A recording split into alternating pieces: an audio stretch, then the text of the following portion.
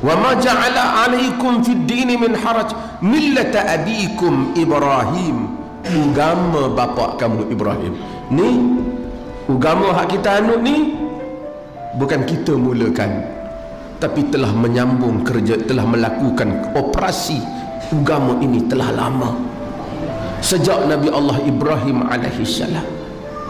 Sebab itu bila orang pergi ke Mekah, dia pijak saja kawasan Kaabah, dia teringat tapak yang sama telah dipijak oleh para anbiya. Kita yang tak pergi ini, apabila kita buat kerja dakwah, kita menyeru kepada jalan Allah, kita kena tahu bukan kita memulakan kerja ini.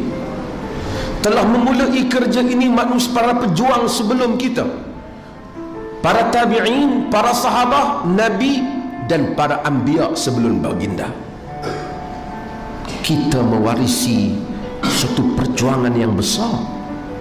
Jika orang boleh buat slogan perjuangan belum selesai, kita mewarisi kerja yang lebih besar daripada semua, kerja para nabi alaihi wassalatu wassalam.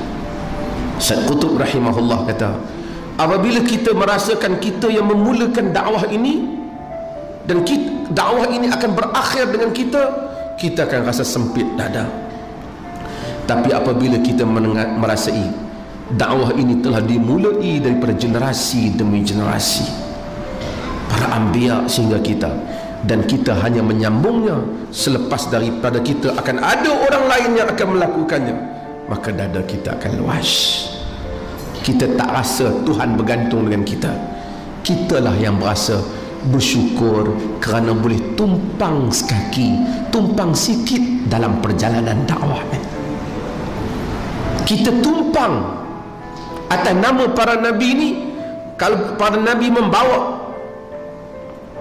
kafilah perjalanan mereka, alhamdulillah kalau kita boleh sangkut sikit tepi tu, ada habuan kita.